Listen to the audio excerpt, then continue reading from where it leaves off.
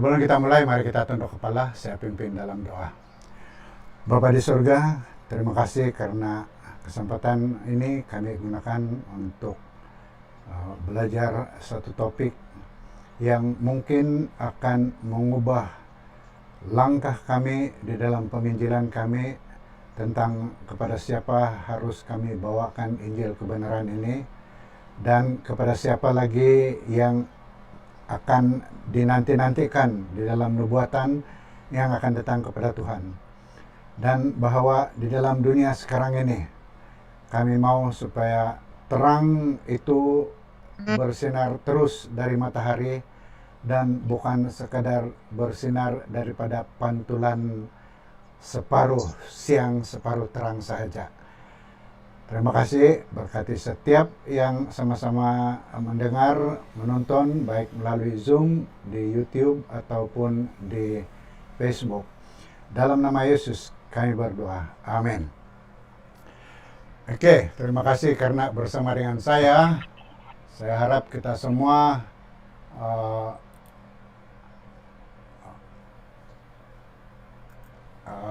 senang-senang juga. Saya mau tengok sana, saya mau tengok sana. Oke. Selamat kita bertemu melalui webinar ini. Sepanjang webinar ini nanti saya punya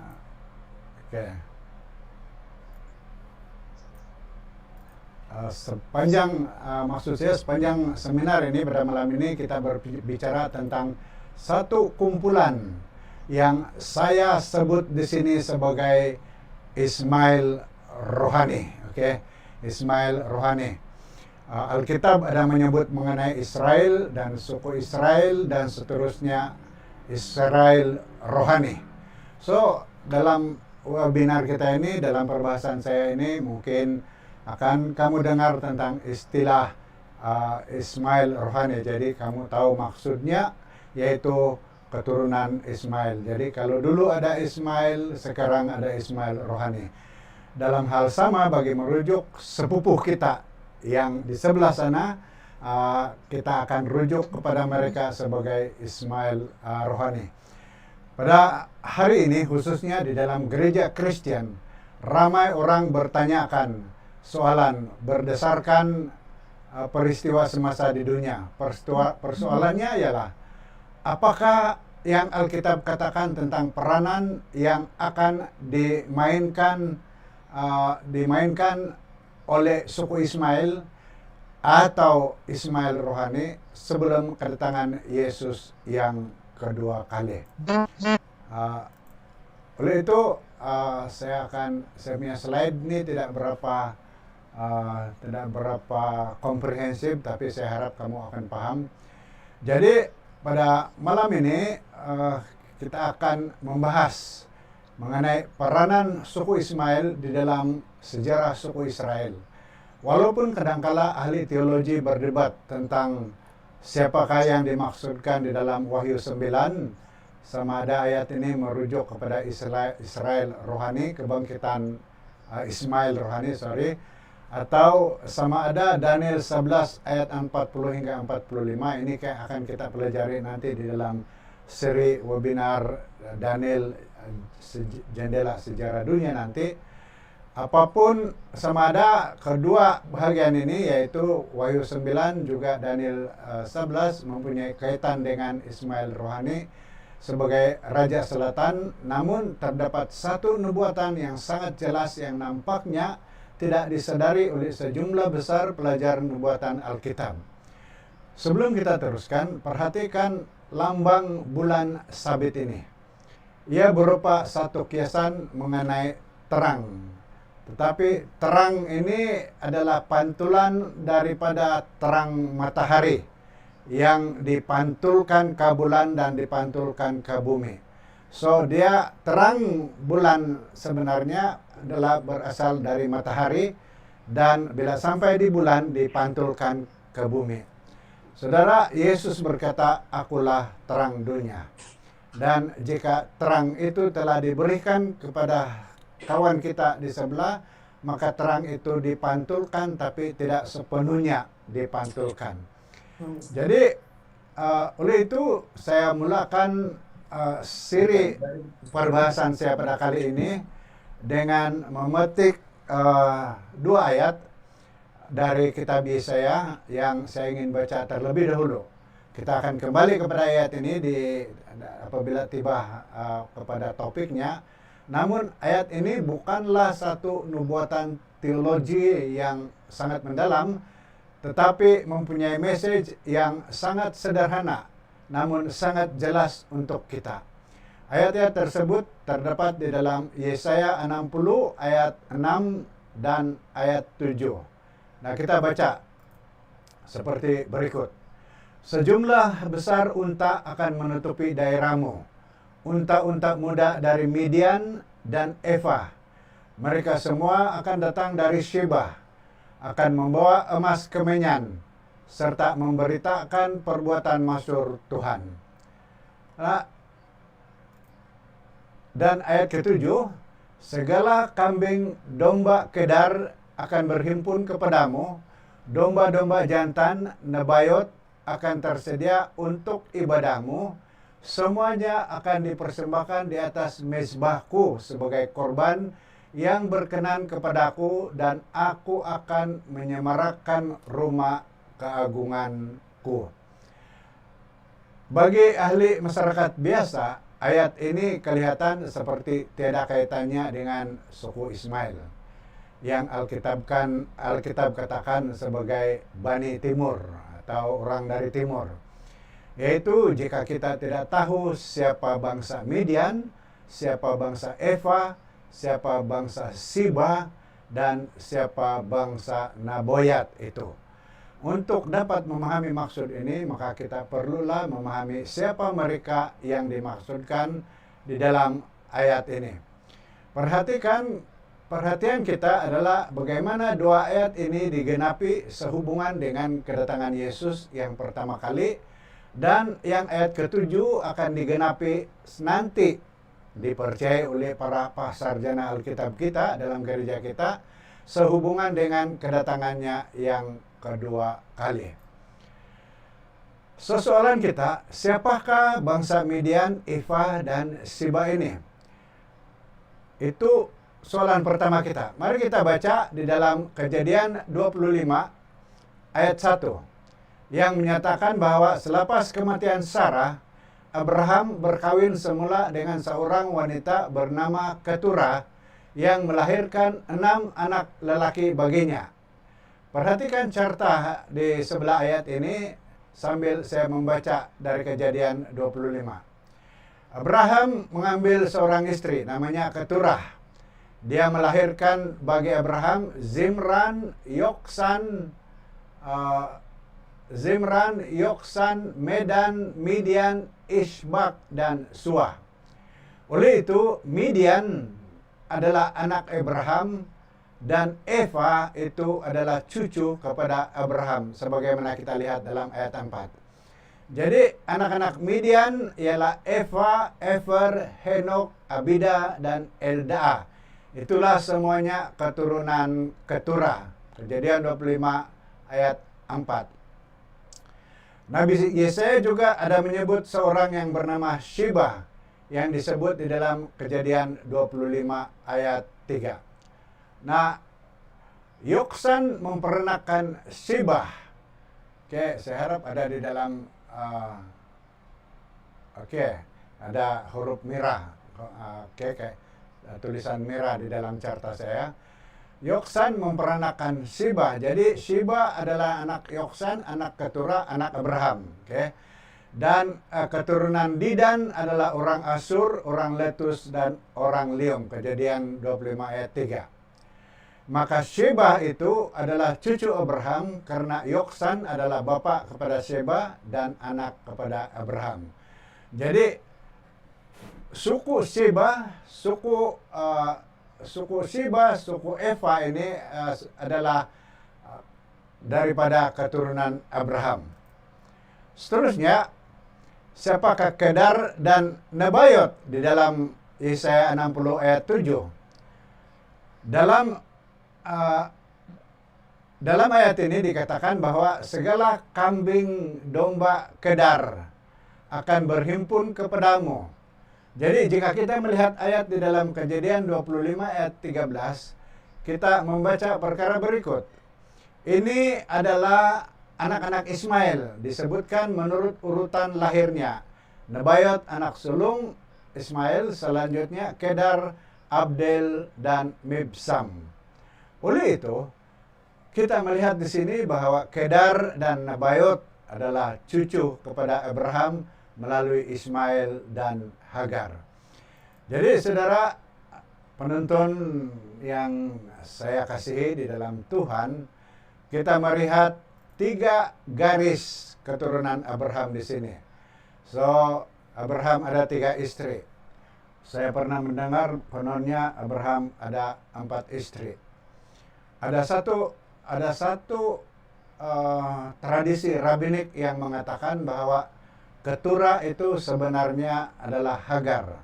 Namun kajian ini tidak begitu dibuktikan, tetapi kita mau terima di sini bahwa Abraham ada istri Sarah, Hagar, dan Keturah. Hagar yang diceraikannya, dan apabila Sarah meninggal dunia, dia mengambil Keturah sebagai istrinya, yaitu Keturah adalah hamba kepada Sarah. Nah, Ishak adalah anak yang dijanjikan kepada Abraham, tetapi ini adalah keturunan Abraham yang kita sebutkan ialah keturunan Abraham melalui Hagar dan Ismail, dan juga melalui istrinya Keturah. So, biasanya kita selalunya mendengar bahwa terdapat 2 baris daripada Abraham, sedangkan terdapat 3 baris keturunan Abraham, yaitu Sarah, Hagar, dan Keturah. Oke. Dan kita berbicara tentang Bani Timur. Siapakah Bani Timur ini? Ketika Abraham hampir mati, dia menghantar anak Hagar dan Keturah untuk tinggal di timur, dan mereka digelar Bani Timur seperti berikut. Tetapi kepada anak-anaknya yang diperolehnya dari gundik-gundiknya, dia memberikan pemberian, kemudian dia menyuruh mereka masih pada waktu ia hidup meninggalkan Ishak anaknya dan pergi ke sebelah timur, ke tanah timur. Kejadian 25 ayat 6. Jadi apabila Alkitab berbicara mengenai Bani Timur, mereka adalah orang Ismail, bangsa Ismail, keturunan Keturah. Oke, pendek kata mereka adalah orang Arab. Dan di dalam Kejadian 12 ayat 3, Allah telah berjanji kepada Abraham sebagai berikut. Aku akan memberkati orang-orang yang memberkati engkau dan mengutuk orang yang mengutuk engkau. Dan oleh Abraham, semua kaum di muka bumi akan mendapat berkat. Jadi tidak kira siapa, Ishak atau Ismail, melalui keturunan Abraham, semua kaum di bumi akan diberkati. Okay? Jenis berkat itu boleh kita pertikaikan apapun manusia di bumi ini melalui keturunan Abraham akan diberkati. Nah, walaupun Ishak adalah anak Abraham yang dijanjikan, dilahirkan untuk memenuhi rencana universal Tuhan, anak-anak Abraham yang lain juga akan menerima berkat Tuhan karena mereka juga adalah anak-anak Abraham. Tuhan juga merencanakan untuk memberkati mereka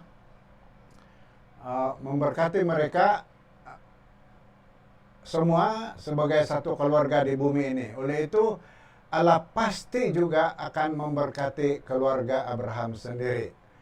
Saudara, sebelum kedatangan Tuhan dalam klimaks universal akhir dunia, Yesaya 60 memberikan kita satu gambaran sekilas tentang kemuliaan bait Tuhan, yaitu bait suci itu adalah gereja Tuhan, di mana pekerjaan terakhir Yesus mesti diselesaikan sebelum dia kembali ke bumi. Jadi inilah yang dikatakan oleh Matius, dan Injil Injil kerajaan ini akan diberitakan di seluruh dunia menjadi kesaksian bagi semua bangsa. Sesudah itu barulah tiba kesudahannya. Keinginan Tuhan adalah untuk message berita baik, berita keselamatan di dalam Yesus Kristus dan kerajaan Tuhan yang akan datang seperti yang disebutkan di dalam Wahyu 14 ayat 6. Kita telah pelajari dalam seri webinar Wahyu untuk menjangkau setiap bangsa, kaum, bahasa, dan kaum. Rencana itu adalah untuk semua keturunan Abraham dijangkau, termasuk semua orang yang bukan keturunan Ishak secara langsung. Tuhan mempunyai satu rencana untuk bekerja sama, working together, cooperation. Selepas Abraham mati, Tuhan terus memberkati semua keturunannya. Tuhan sedang berkomunikasi kepada anak-anak Abraham yang lain dan kepada Ishak serta keturunan mereka. Satu garis keturunan Bani Israel, yaitu anak-anak Sarah, dan satu lagi garis keturunan Bani Timur, yaitu Bani Hagar dan Keturah yang tinggal di bagian sebelah timur dari tempat kediaman anak-anak Sarah berada. Jadi walaupun Tuhan mempunyai rancangan keselamatan kosmik dan universal yang akan digenapi melalui keturunan Ishak, anak-anak Bani Timur juga akan memainkan peranan mereka di dalam rencana Tuhan. Jadi ini terlalu kecil ini saya punya screen kan. Ini adalah 12 dari kedua-dua garis keturunan. Ishak ada 12 keturunan, Ismail juga ada 12 keturunan, suku keturunan. Jadi kita tahu bahwa keturunan Ishak melalui Yakub terkenal dengan 12 suku kaum mereka. Kan, Ruben, Yehuda, dan sebagainya. Tuhan membiarkan perkara yang sama dalam keturunan Ismail terjadi. Mereka juga mempunyai tepat 12 suku seperti yang ditunjukkan dalam Kejadian 25 ayat 13 hingga 16. Jadi ini dia berkata, inilah anak-anak Ismail disebutkan menurut urutan lahirnya. Dari atas, saya harap kamu nampakin ya. Nabayot anak sulung Ismail, selanjutnya Kedar, Abdel, Mibsam, Mismah, Duma, Masa, Hadad, Tema, Yetur, Nafis, dan Kedma. Itulah anak-anak Ismail dan itulah nama-nama mereka menurut kampung mereka dan menurut perkemahan mereka, 12 orang raja masing-masing dengan sukunya. Jadi dua-dua puak ini, suku ini ada 12 suku masing-masing. So, mari kita lihat bagaimana suku Ismail yang lebih dikenali sebagai Bani Timur ini telah bekerja sama dengan keturunan Ishak atau suku Israel seterusnya di dalam rencana Allah yang agung. Pertama, kita melihat Yusuf. Yusuf dijual oleh abang-abangnya. Yusuf kita tahu diselamatkan oleh Bani Timur. Kita melihat bahwa Ishak dan Ismail masing-masing mereka mempunyai anak dan cucu. Ishak mempunyai seorang lelaki bernama Yakub dan mempunyai 12 anak lelaki. Salah seorang daripada mereka bernama Yusuf. Lalu Yusuf adalah salah seorang kanak-kanak yang dilihat sering menyinggungkan saudara kandungnya, abang kandungnya yang lain. Dia disayangi lebih oleh ibu bapanya seperti yang sering berlaku kepada anak-anak yang lebih kecil dan yang termuda sekarang ini. Dan ini telah menyebabkan abang-abangnya marah kepadanya. Selain itu, Yusuf menceritakan pula mimpinya. Saya habis baterai pula. Oke. Habis baterai itu warning tuh kalau kamu dengar. Oke. Apapun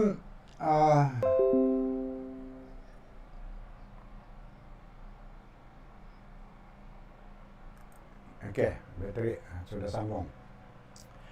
Oke, kita teruskan. Selain itu, Yusuf tukang mimpi pula. Dia menceritakan mimpinya dan ditafsirkan yang bermaksud bahwa abang-abangnya yang lain dan juga ibu bapanya akan sujud menyembah di hadapannya. Malangnya perkara ini lebih menimbulkan kemarahan abang-abangnya, malah ibu bapanya turut menegurnya apabila menceritakan mimpi itu. Kemarahan ini telah melampaui batas pemikiran dan kata-kata dan menyebabkan abang-abang Yusuf merancang untuk bertindak sesuatu terhadapnya. Apabila abang Yusuf melihat dia datang kepada mereka di padang rumput pada suatu hari dengan ternakan mereka, mereka memutuskan untuk menghentikan perihal Yusuf yang menyinggung mereka itu dengan membunuh Yusuf yang masih muda. Syukurlah mereka semua tidak sependapat dan salah seorang daripada saudaranya yaitu si Rubin memujuk saudaranya untuk tidak membunuhnya serta-merta tetapi memikirkan apa yang akan mereka lakukan. Jadi kita terbaca kisah ini di dalam Kejadian 37. Dan mereka membawa dia dan melemparkan dia ke dalam sumur. Sumur itu kosong, tidak berair. Kemudian duduklah mereka untuk makan. Ketika mereka mengangkat muka, kelihatan kepada mereka suatu kafilah orang Ismail datang dari Gilead dengan untanya yang membawa damar balsam dan damar ladan dalam perjalanannya mengangkut barang-barang itu ke Mesir. Lalu kata Yehuda kepada saudara-saudaranya itu, apakah untungnya kalau kita membunuh adik kita itu dan menyembunyikan darahnya? Marilah kita jual dia kepada orang Ismail ini, tetapi janganlah kita apa-apakan dia karena dia saudara kita, darah daging kita. Dan saudara-saudaranya mendengar perkataannya itu. Ketika ada saudagar-saudagar Midian, saudagar Midian lewat, Yusuf diangkat ke atas dari dalam sumur, kemudian dijual kepada orang Ismail dengan harga 20 shekel perak. Lalu Yusuf dibawa mereka ke Mesir. Ini kelihatan seperti satu kisah yang menyedihkan. Tetapi sebenarnya saudara dan saudari yang dikasihi Tuhan, itu semua adalah sebahagian daripada rencana Tuhan yang akan menyebabkan seluruh keluarga itu akhirnya akan berhijrah ke Mesir dan dengan itu mengelak daripada menderita kebuluran yang kemudiannya akan menimpa negeri mereka yang mungkin akan menyebabkan mereka mati kelaparan. Nah, perhatikan di dalam ayat 28, orang Midian itu juga dirujuk sebagai orang Ismail. Ini karena anak-anak Midian pergi dan tinggal bersebelahan dengan anak-anak Ismail dan bergaul antara satu sama lain. Jadi orang Ismail dan orang Midian telah menyelamatkan nyawa Yusuf dengan bekerja sama dalam rencana Tuhan dalam usaha memelihara kehidupan orang Israel pada suatu masa yang masih berada di hadapan. Lagi pula, jika keluarga itu telah dihapuskan, Tuhan tidak akan dapat memenuhi janjinya kepada Abraham.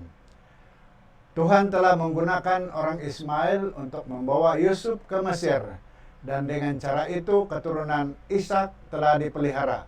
Bukan sahaja Yusuf dipelihara, tetapi dia juga menjadi seorang pembesar di negara Mesir dan membantu menjamin masa depan Bani Israel. Oleh itu, saudara, boleh kita katakan di sini bahwa Allah telah menggunakan suku Ismail untuk menyelamatkan Yusuf agar rencana untuk bangsa Israel tidak terhalang. Seterusnya, kita berbicara tentang Musa yang diselamatkan oleh Bani Timur. Kita teruskan cerita kita dan kita terus berada di Mesir, tetapi 400 kemudian selepas Yusuf mendarat di Mesir. Nasib Bani Israel telah merosot dan kini mereka berada dalam perhambaan. Salah seorang daripada orang Israel bernama Musa telah dibesarkan di istana Raja Firaun. Untuk semua maksud dan tujuan dia dibesarkan sebagai orang Mesir dan dia adalah orang Mesir. Tetapi dia tidak melupakan latar belakangnya dan merasakan pertalian kaum dengan bangsa Israel yang diperhambakan itu. Jadi ketika melihat salah seorang ketua pekerja menganiaya seorang hamba bangsa Israel, Musa campur tangan dan akhirnya membunuh ketua pekerja itu. Dia tidak menyangka bahwa dia telah diperhatikan dan berusaha untuk menyamarkan atau menyembunyikan jenayahnya dengan menanam mayat di dalam pasir.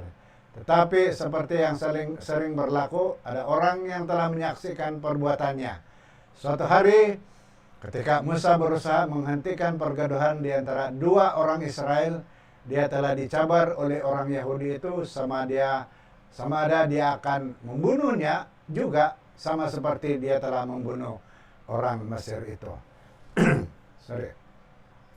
Setelah menyadari bahwa ada seorang hamba abdi biasa telah mengetahui perbuatannya, maka sudah tentulah tidak akan lama kemudian Firaun pasti akan mengetahui apa yang dia telah lakukan.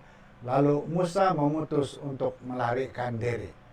Anda boleh baca kisah ini di dalam Keluaran pasal 2 ayat 15 dan 16. Ketika Firaun mendengar tentang perkara itu, dicarinya ikhtiar untuk membunuh Musa. Tetapi Musa melarikan diri dari hadapan Firaun dan tiba di tanah Midian. Kita tahu sudah siapa orang Midian sebentar tadi kan. Jadi lalu dia duduk di tepi sebuah sumur. Apapun imam di Midian itu mempunyai 7 anak perempuan. Mereka datang menimba air dan mengisi palungan-palungan untuk memberi minum kambing domba ayahnya. Saudara, perhatikan Musa melarikan diri ke tanah Midian di mana keturunan Midian tinggal. Sama seperti sebelumnya kita melihat bahwa orang yang menyelamatkan nyawa nyawa Yusuf adalah orang Midian, dan dengan demikian mereka adalah keturunan Abraham, dan sekarang juga orang Midian menyelamatkan Musa, dan mereka orang Midian ini juga adalah keturunan Abraham. Tanpa disadari mereka telah digunakan oleh Tuhan untuk bekerja lagi, sekali lagi bekerja sama dalam rencananya yang besar untuk memelihara nyawa seorang pemimpin masa depan Bani Israel yang hebat.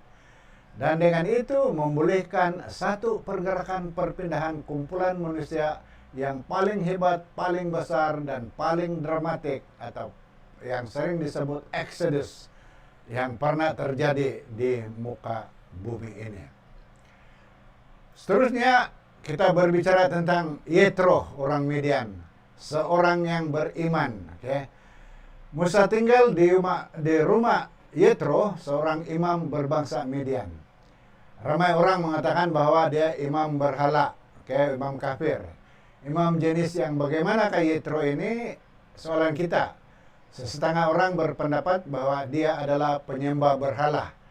Tetapi Yetro bukan sahaja merupakan pengaruh rohani yang sangat berkesan kepada Musa semasa dia tinggal di rumahnya selama 40 tahun.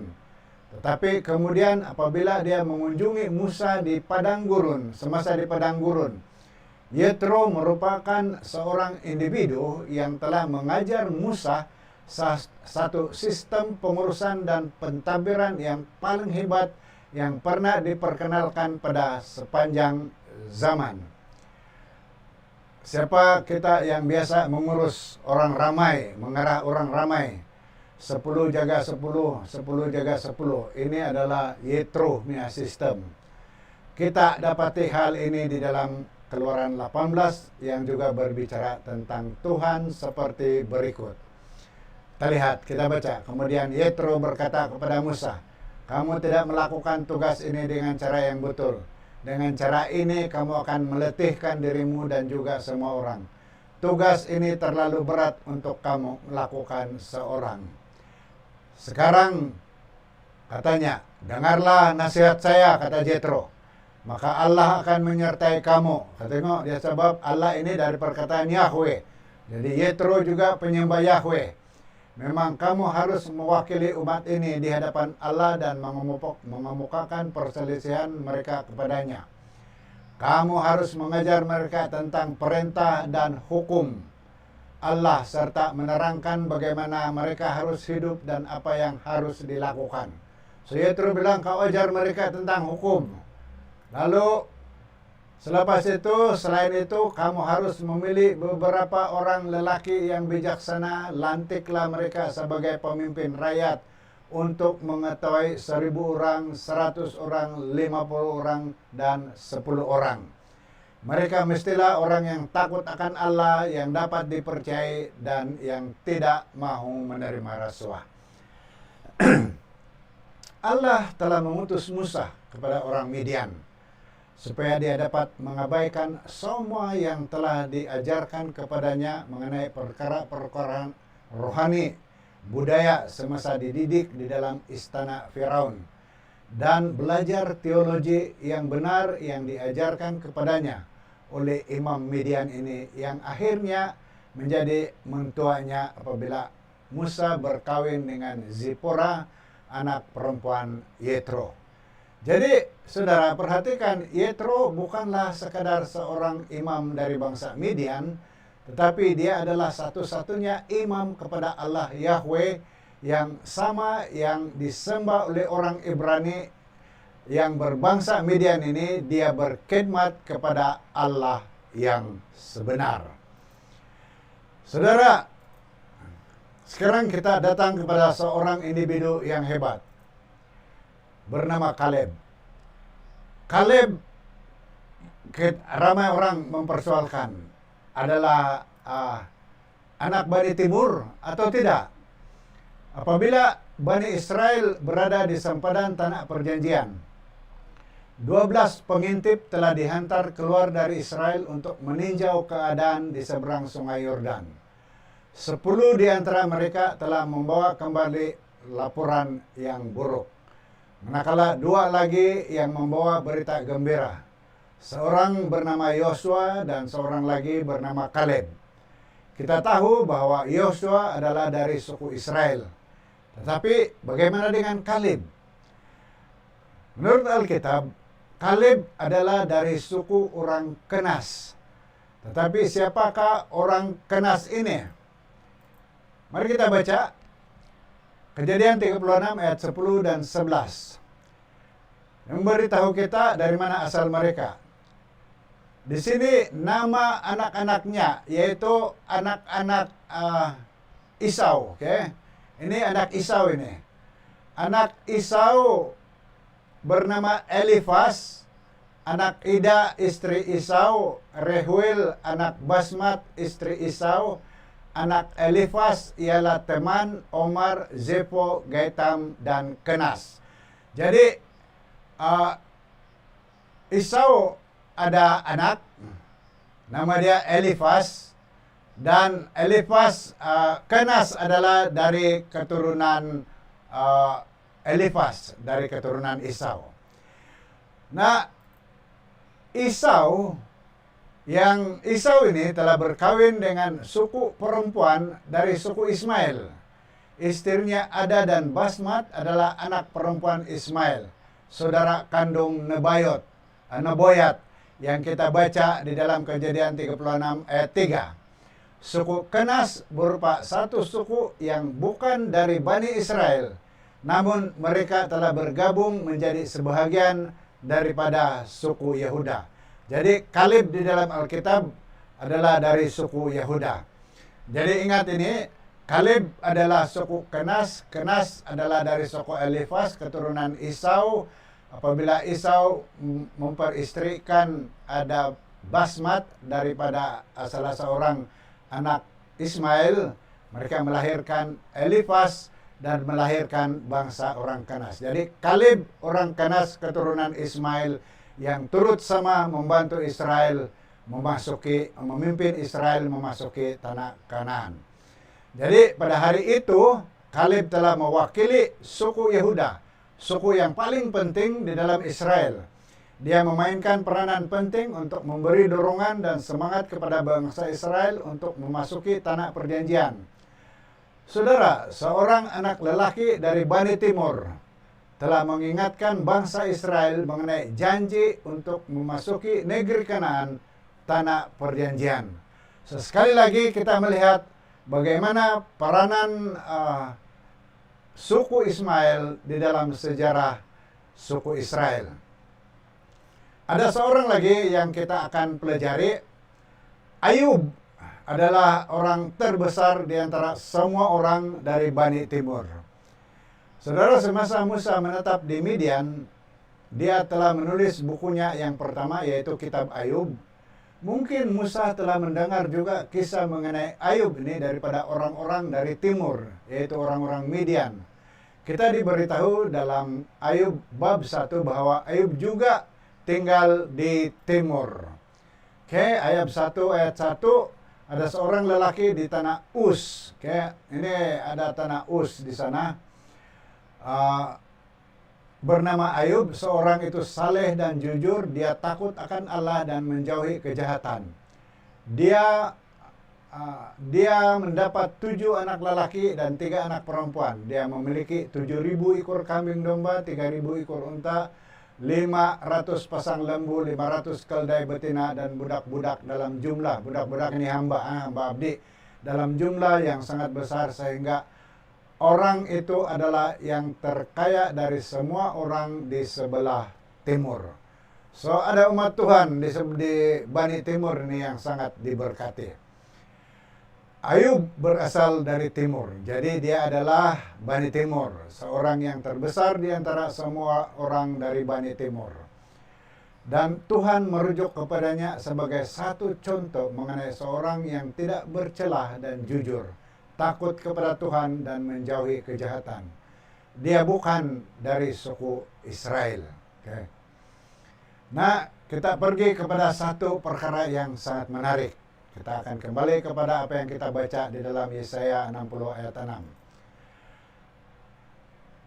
Orang Majus dari timur pada kelahiran Yesus.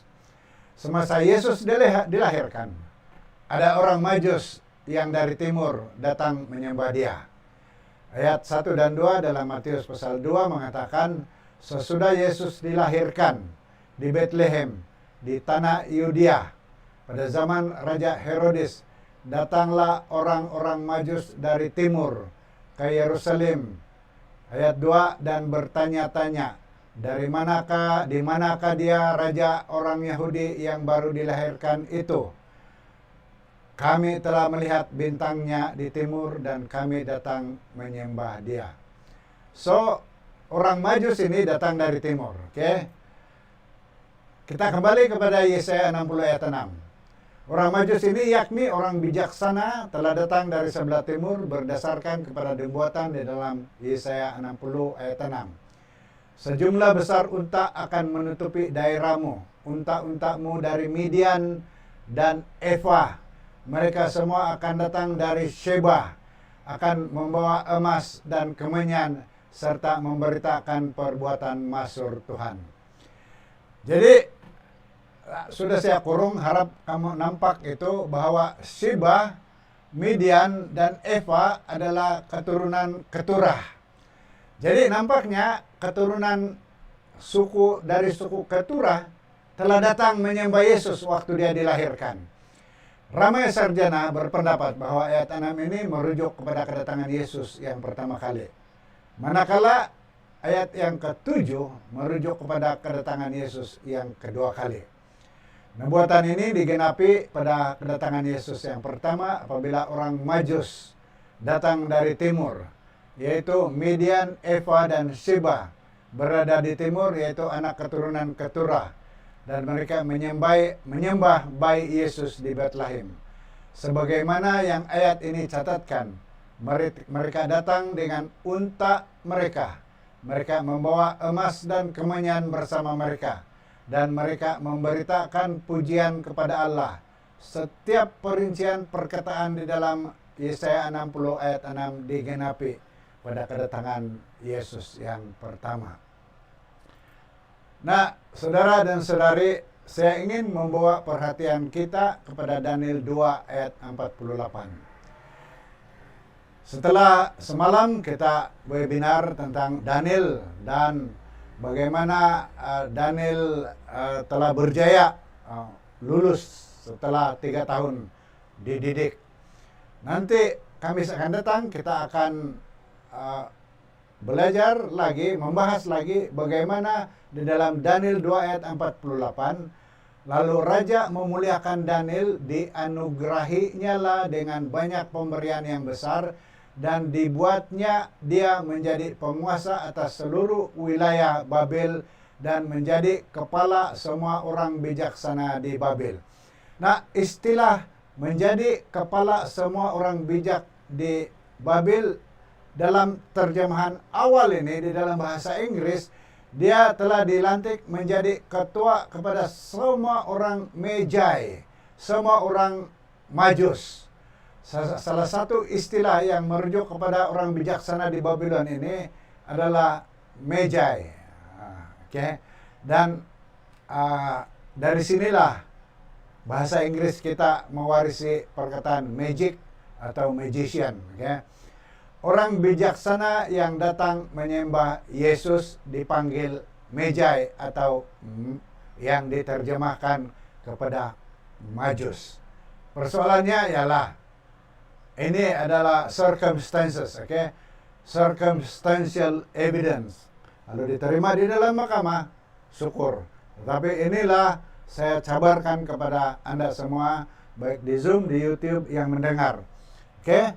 Adakah kemungkinan tulisan sekolah Magi atau sekolah bagi bijaksana yang dimana Daniel menjadi ketua di Babylon dulu? Adakah kemungkinan tulisan dan nubuatan Daniel terus dipelajari oleh orang-orang bijak pandai di timur, di Bani Timur, orang Majus yang dari sebelah timur, sehingga mereka tahu bila genapnya nubuatan Daniel mengenai kelahiran Yesus? Saudara, nampaknya Bani Timur lebih bersedia menerima Yesus daripada Bani Israel. Seterusnya, kita berbicara tentang ini bahagian-bahagian akhir sudah di dalam bahan kita. Kalau tadi keturah, kalau ayat 6 berbicara tentang suku dari Keturah, ayat 7 pula berbicara tentang suku dari Hagar pula. Oke. Bani Ismail sebelum kedatangan kedua Isa Al-Masih Yesus Kristus. Seperti yang saya katakan tadi, ramai sarjana percaya bahwa nubuatan di dalam Yesaya 60 ayat 7 belum digenapi lagi. Ayat ini adalah seperti berikut, saya ada tulis di dalam slide saya. Segala kambing domba kedar akan berhimpun kepadamu, domba-domba jantan Nebayot akan tersedia untuk ibadahmu, semuanya akan dipersembahkan di atas mezbahku sebagai korban yang berkenan kepadaku, dan aku akan menyemarakkan rumah keagunganku. Jadi di sini Allah bernubuat bahwa kedar Nebayot akan berhimpun membawa persembahan di mezbah. Jadi kalau tadi Midian, Eva, dan Sheba membawa korban semasa kedatangan Yesus yang kedua kali, para sarjana sekarang ini percaya bahwa ayat ini merujuk kepada kedatangan Yesus yang kedua kali apabila dari suku Nebayot, dari suku Kedar, pendek kata dari suku Ismail rohani akan datang kepada Tuhan. Jika anak-anak keturah datang menyambut Yesus pada kedatangannya yang pertama, adakah kita melihat di sini bahwa suku Ismail rohani, Kedar dan Nebayot nanti akan masuk ke rumah Allah? Kita doakan sama-sama. Saudara yang dikasihi Tuhan, satu lagi peristiwa semasa Pentakosta, apabila gereja Kristen bermula, beberapa orang dari timur berada di sana. Sebagai contoh, di dalam Kisah pasal 2 kita diberitahu tentang orang-orang dari pelbagai bangsa yang hadir ketika Rasul Petrus berpidato kepada orang ramai di bawah pengaruh Roh Kudus. Jadi orang Kisah 2 ayat 7 hingga 11, orang ramai itu tercengang dan heran lalu berkata, orang yang bertutur ini semuanya orang Galilea. Tetapi mengapakah kita mendengar mereka berkata-kata dalam bahasa negeri kita masing-masing? Kita orang dari Partia, Media, Elam, dari Mesopotamia, dari Yudea, dari Kapadokia, dari Pontus dan Asia, dari Frigia, dari Pamfilia, dari Mesir, dan daerah Libya dekat Kirin. Oke, dari mana lagi dia datang?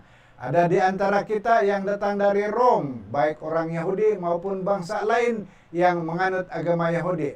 Ada juga datang dari Krita dan Arab, tetapi kita semua mendengar mereka berkata-kata dalam bahasa kita masing-masing. Tengok sebenarnya tadi disebut Arab. Okay?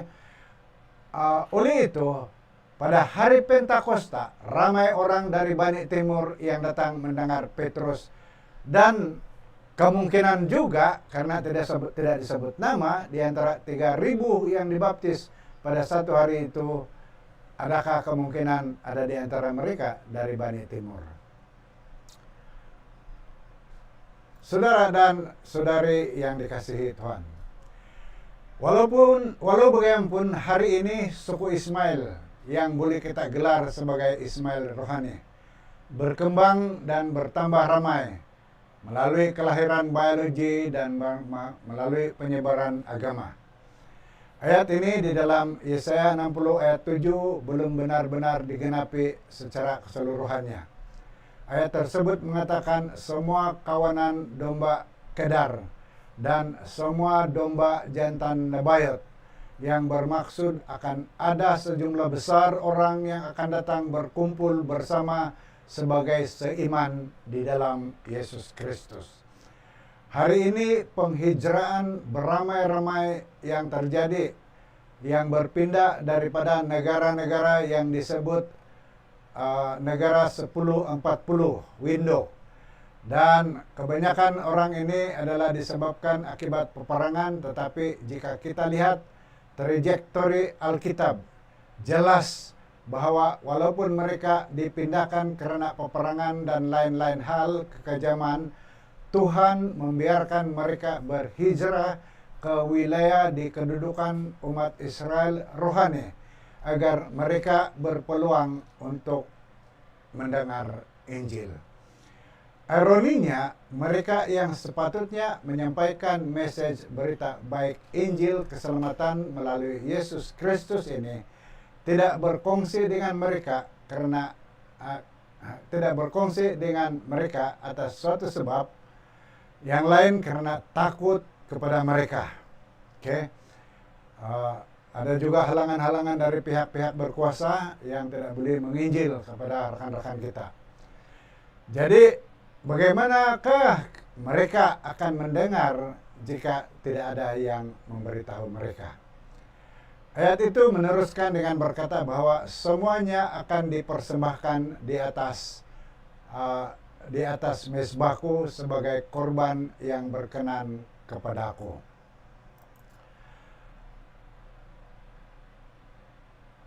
Seterusnya Tuhan berkata, dan aku akan menyemarakan rumah keagunganku. Nah, saudara yang dikasihi Tuhan, di manakah anak-anak Ismail ini akan datang? Dikatakan di sini bahwa anak-anak Ismail akan datang ke rumah Allah. Kemudian Allah akan memuliakan rumah kemuliaannya. Allah sedang menunggu Bani Ismail ini untuk masuk ke dalam rumahnya.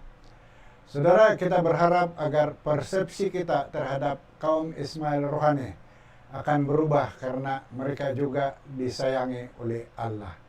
Kepada mereka juga Yesus telah mati di kayu salib, dan kepada mereka juga Yesus berkata, janganlah gelisah hatimu, percayalah kepada Allah, percayalah juga kepadaku. Di rumah Bapakku banyak tempat tinggal, jika tidak demikian tentu aku mengatakannya kepadamu.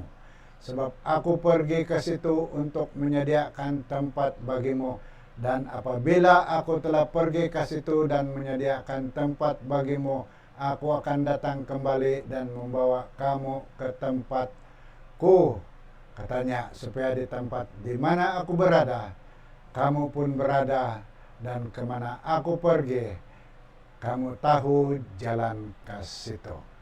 Jadi demikianlah berakhir kita punya seminar tentang peranan suku Ismail dalam sejarah suku Israel.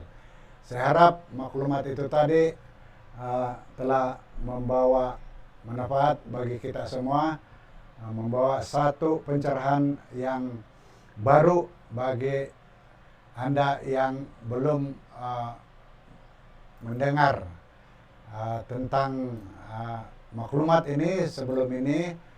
Semoga dengan maklumat yang kita kongsikan bersama pada malam ini akan membawa kita kepada satu persepsi yang baru, satu cara yang baru. Jikalau dalam sejarah Israel, Allah mempunyai caranya sendiri untuk membawa suku Ismail, membantu agar rencananya melalui bangsa Israel itu tidak terganggu.